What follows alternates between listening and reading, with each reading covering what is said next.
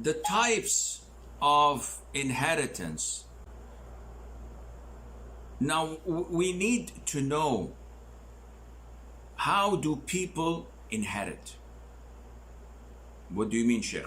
I'll tell you what I mean. There are people that inherit only through what is known as fard. What is fard, Sheikh?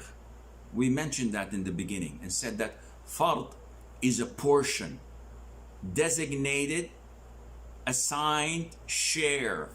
This is called fard. So there are a type of heirs that only take what is prescribed for them, whether it's half, a third, whether it's quarter, a two-third, whether it's a sixth or an eighth. These are the 6 percentages. This designated or assigned shares. You don't have any other than this, 6 of them, usually. There is a 7th one, which is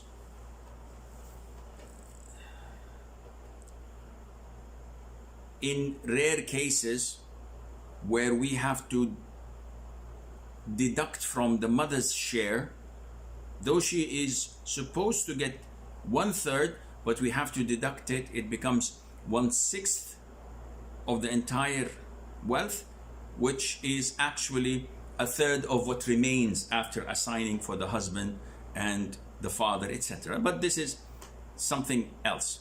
So who are given a defined share? This is number 1. Then we have a group of heirs that only inherit through the virtues of kinship. This is called ta'asib, meaning that they don't have a particular share of 1/3 or 1/2 or 1/4, etc. No, they are given among others either the rest after dividing the different fard portions to, or the shares to those, they get the rest, or they share the rest with others. So we have fard, we have ta'asib, then we have a 3rd portion, which is a combination of both. They get, a group of heirs get their share, prescribed share, and then they get ta'asib with others in the same incident.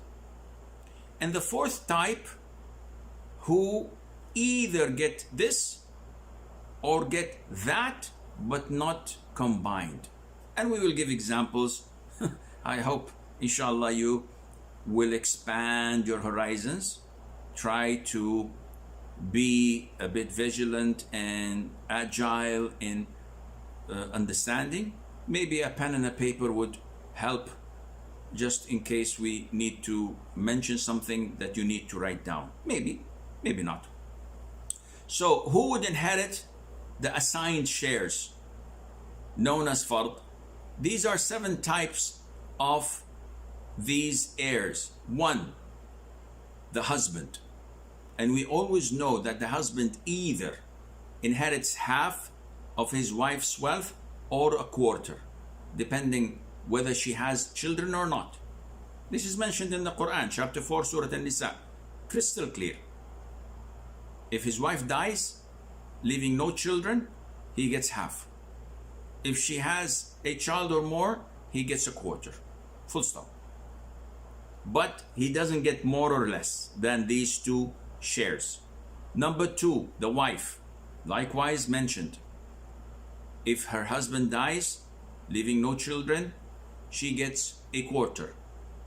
If he has a child or more, she gets 1/8. Number 3 and 4, grandmothers, paternal and maternal, providing that the mother is dead. Number 5, the actual mother. So if a person dies leaving a mother behind, she either gets 1/3 or 1/6. Nothing less, nothing more. And it says in your textbook, please correct this because this is wrong. And her 2 sons, and this is wrong. What the author wanted to write but failed to do so in translating it is the mother and her 2 offsprings, meaning the deceased siblings from his mother's side. I have 3 types of siblings. 1, a real brother or a sister, meaning we share the father and mother. 2, half a brother or a sister, meaning we share the father. Our name is the same, family name, but we have different mothers. Number 3 are ikhwatun li brothers and sisters from the mother's side only. So our names are different. If people see us in the street, they wouldn't recognize that we are siblings because he's from a family and I am from a different family. But we share the same mother. And these brothers to the mother are divided into 2 types, a brother and a sister. So instead of the one who wrote the book writing the children of the mother, meaning the brothers and sisters of the deceased from his mother's side, he wrote her 2 sons, and they're not males. 1 male, 1 female, and each one has its different ruling. So if and this is going to take a lot to explain, but you have to understand that 2 sons is wrong. Cross it off and say the son and the daughter of the mother of the deceased. So we are referring here to the 2 sons, not of the deceased, rather to his mother. They are his siblings only from his mother's side, the brother and the sister. And what after it is also wrong, the full and half brothers of the deceased. This is, you have to cross it out because it is not correct, and Allah Azza wa Jal knows best. Number 2, the heirs who do not have assigned shares. There are 10 of these known as ta'asib. So those who inherit such heirs are not inheriting through a fixed share. They don't have a percentage. They are inheriting rather through ta'asib, the virtues of kinship. And who are they? The son, the grandson, the full brother, your sibling, his son, half brother from the same father, his son, full paternal uncle and his son, paternal uncle from the same father and his son. These are called Asabah, and their rulings also cascade when it comes to blood money. So those who are your Asabah are supposed to share and pay off the blood money if you kill someone by mistake. It's their duty to contribute in paying for the blood money. And also the Asabah can be the guardian of a woman in marriage. Your relatives from your mother's side can never be the guardians in marriage, as in the case of your maternal uncle. He cannot be the guardian of his niece. They don't share the same name. This is the Asabah that we're talking about. Thirdly, heirs who inherit as fard, that is a fixed portion sometimes, and in one capacity, and in ta'asib, virtues of kinship, in another. So they combine both. These are the father and the grandfather. How is that done, Sheikh? I'm unable to understand. I'll give you an example. A man dies, leaving behind a mother and a father. By default in the Quran, the mother, as we've just stated, are among those who inherit through a fard. So she, because the deceased did not have any children nor siblings, she gets 1/3. And the father, through the Quran, also gets 1/3. So these are what? These are 2/3. These are assigned shares mentioned in the Quran for the father and the mother. Okay, then we have 1/3 left. 1/3 for the mother, 1/3 for the father. These are 2/3. There is 1/3 left. What to do with it? Because he did not have any offspring, then the father, being the closest to the deceased after his son, he doesn't have any sons, takes the rest ta'asiban, through the virtues of kinship, because he's related to him.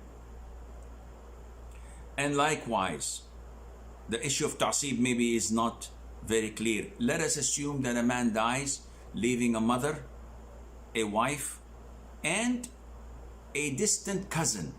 No one closer to him than this distant cousin, paternal cousin. So the mother gets 1/3, the wife gets 1/4. What about the rest? The rest of the wealth goes to that distant cousin who shares the family name. Why?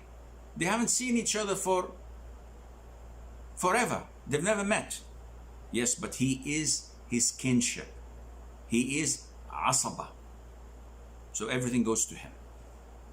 So this is the meaning of ta'asib, or virtues of kinship. The grandfather is the same thing. If the father was not there, then the grandfather takes everything.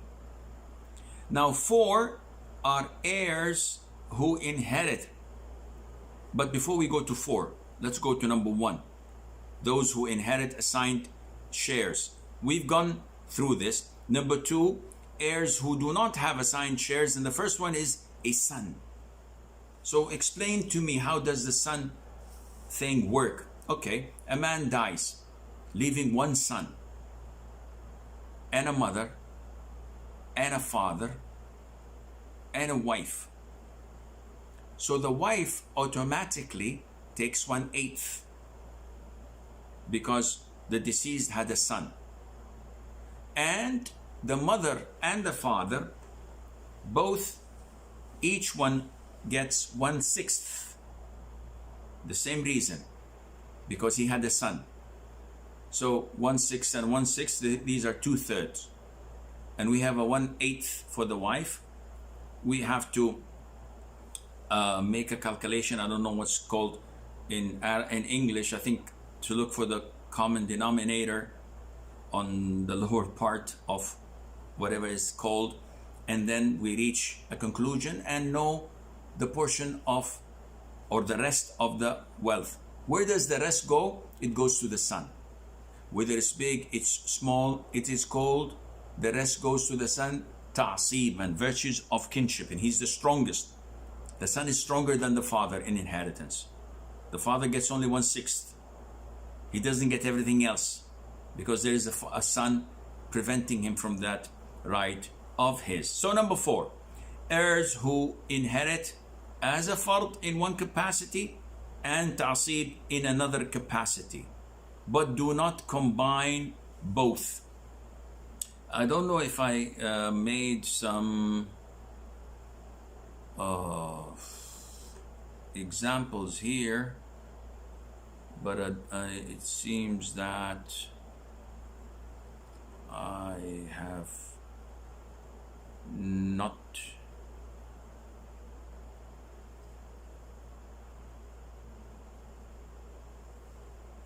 made it.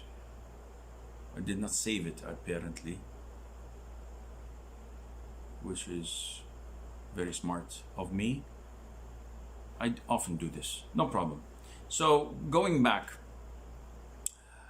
they cannot combine both. So these are the ones who jointly inherit.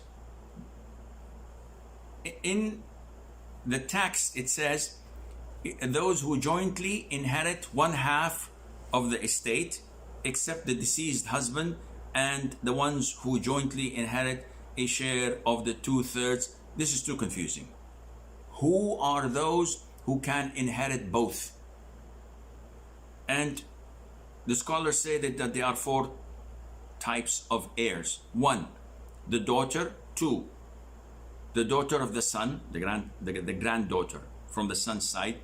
3, the sister, full sister. 4, half sister, which is sharing the same father. How would these people inherit both a combination of fard and ta'asib, share and virtues of kinship? This is understood when a man dies leaving one sister and one daughter.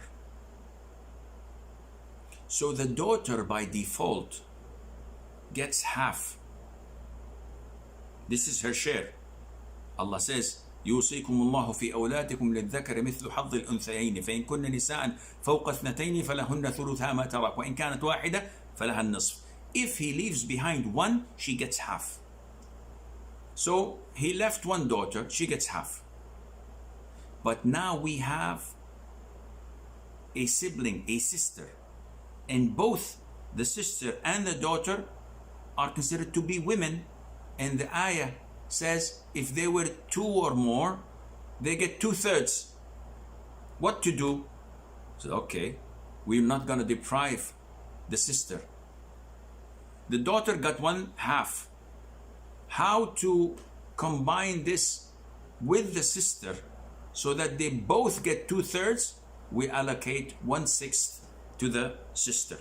So 1/6 plus the half that was prescribed for the daughter equals 2/3. Bingo. So alhamdulillah, both of them got their shares according to the Quran. But the sister also is one of those who inherit through virtues of kinship. So now the 2/3 are allocated, 1/6 for the sister, half for the daughter. What do we do with the remaining? There is no living male kinship of the deceased. Then it goes all of it back to the sister because she shares with her brother and she is Asabah.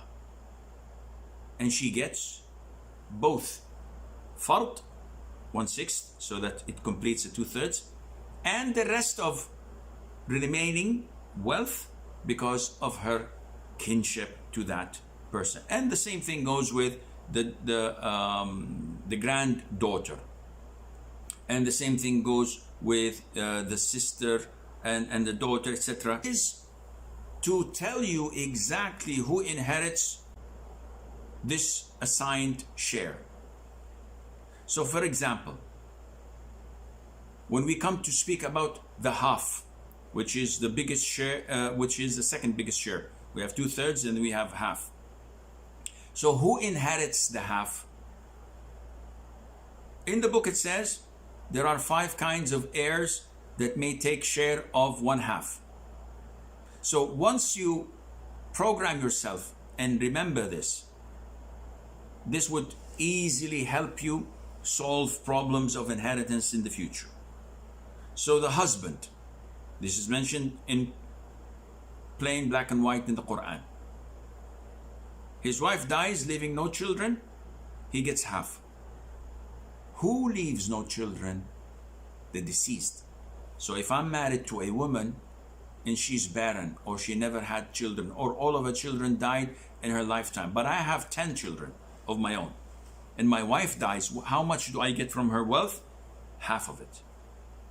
It is not my children that counts, it's the children that she gave birth to. And if they're all dead when she died, then I get half of it. Number two, the deceased daughter, and this is only one. So if a person dies leaving a daughter behind, the first thing we do is give her half of his wealth. This is the first thing we do. Thirdly, the deceased son's daughter, when she's the only heir. So a man dies leaving no children behind. So all of his sons and daughters are dead, but he has a lone, a single and only granddaughter, which is not from his daughters, rather from his son. So she's the daughter of his son, carrying his name. She's the only heir. She gets half. Number four, the deceased full brother, when he has no siblings to share with him, and the deceased has neither offspring nor parents nor grandparents. So this is the full brothers getting half of the siblings, but we have to also look into this to see where the other half is going to be allocated, because usually if he's the only one who's inheriting, he will get everything, so whether it's half or not.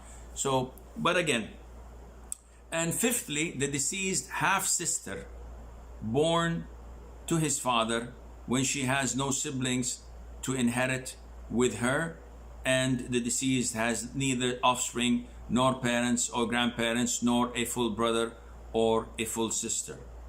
So this is what makes it easier for you to comprehend a little bit more before going into solving problems of such.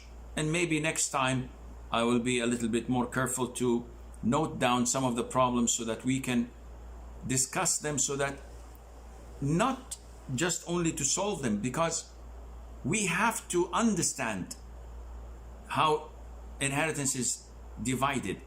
And without solving problems, we will never ever be able to do that. Without jumping into the pool, we will never ever learn how to swim. So inshallah, if I don't forget, I will try to note down some of these problems to be discussed, inshallah.